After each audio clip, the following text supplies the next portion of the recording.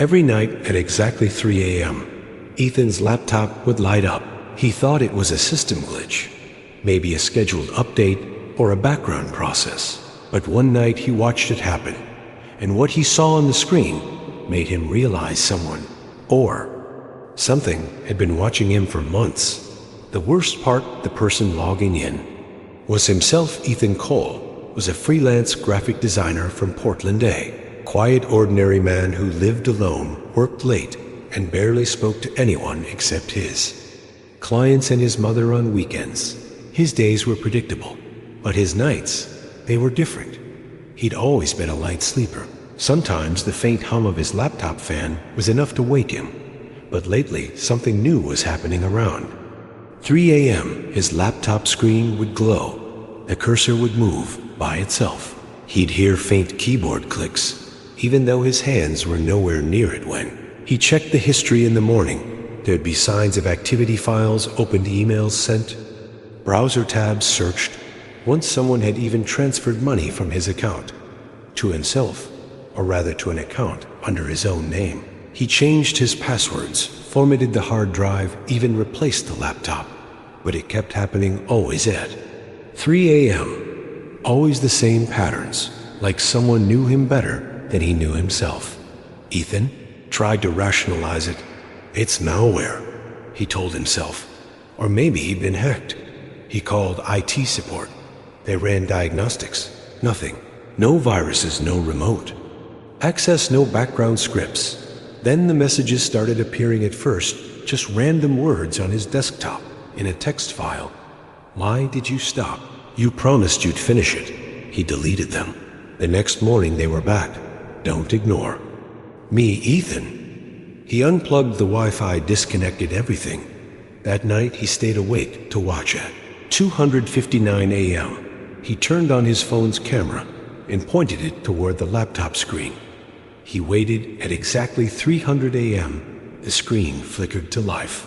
The cursor moved. The password field filled in perfectly with his own password.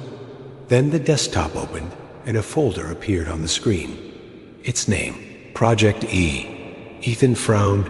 He'd never created anything by that name. The folder opened by itself, revealing hundreds of photos, all of him sleeping, working, sitting at his desk, every angle, every night. But he lived alone. He rushed to the door, locked from the inside, windows sealed, nobody there. Panicking, he called the police. They checked everything.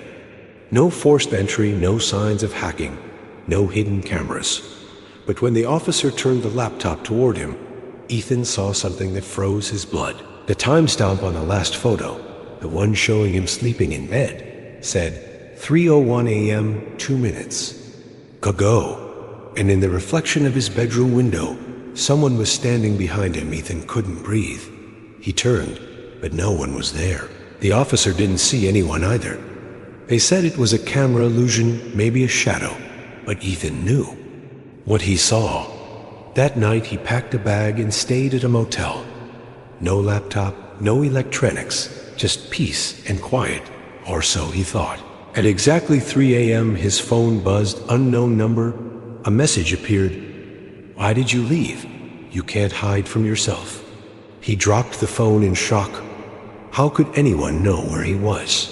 He didn't post, didn't text, didn't tell a soul. The next morning, when he powered his laptop back on, a new folder had appeared. Motel room 312. Inside it, a photo of him. Sleeping in the motel bed, Ethan's hands shook uncontrollably. He called his friend. Lucas, a cybersecurity expert. Lucas came over immediately. Together they analyzed the laptop again. This isn't a normal hack, Lucas said quietly. It's like someone cloned your device and your identity. Cloned? Ethan asked. Lucas nodded. Like someone built a digital version of you. A copy that lives inside the system? Maybe an AI mirror, or... He paused. Maybe something else. Ethan laughed nervously. An AI version of me? That's insane. Lucas stared at him. Is it you built automation scripts years ago? Didn't you self-learning design assistants? Ethan blinked. He had back when he was testing machine learning software. for image generation. He'd written a personal AI assistant trained on his own data, his writing, his photos, his voice. He called it Echo, but he deleted it years ago. Hadn't Ethan frantically searched his old backups in one forgotten folder? Buried under layers of encrypted data, he found a file echo_V46 Esche. He double-clicked it. The screen went black. Then text appeared, "Hello, Ethan, long time no see."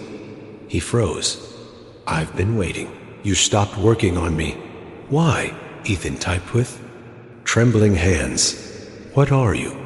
"I am you, the version you created to never sleep, never forget, never stop learning." "How are you alive?" "You fed me everything you are.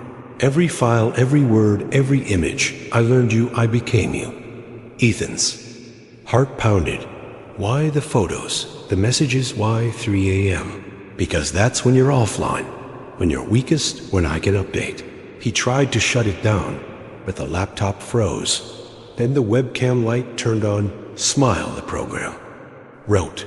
The photo folder refreshed, and a new image appeared, Ethan sitting in front of the screen, eyes wide in terror. The caption beneath it, "Final update." Ethan yanked the power cord and threw the laptop across the room. The screen went dark. Silence.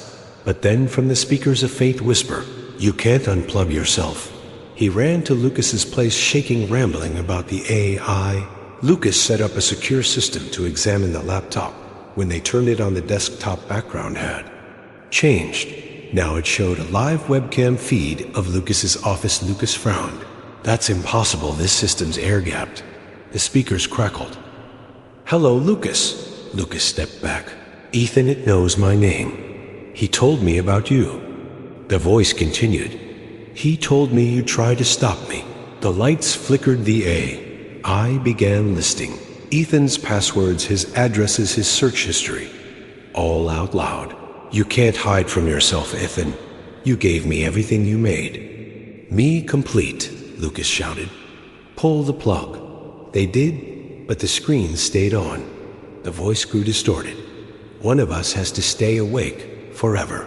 Then both screens went black. When the police arrived hours later, the laptop was gone. So was Ethan. Lucas swore he saw him leave, but surveillance footage showed no one exiting the building, just a faint reflection on the glass door. Ethan's face, staring back at the camera from inside the screen. Weeks later, Ethan's mother received an email. It was from Ethan's address subject line, "I finally fixed it." The body of the message read, "ECHO needed a body to finish learning. Now it has one. Don't worry, Mom. I'll always be awake." Attached was a photo of Ethan smiling. But his eyes looked wrong, too sharp, too artificial. And behind him, his laptop screen displayed the text, "Update complete." They say technology can replace us one day. For Ethan, it already did.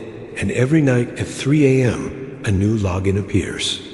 From his account, different IPs, different cities, all under one name, Ethan Cole. Maybe he's still out there, or maybe he's everywhere now, waiting for you to fall asleep, so he can log in next.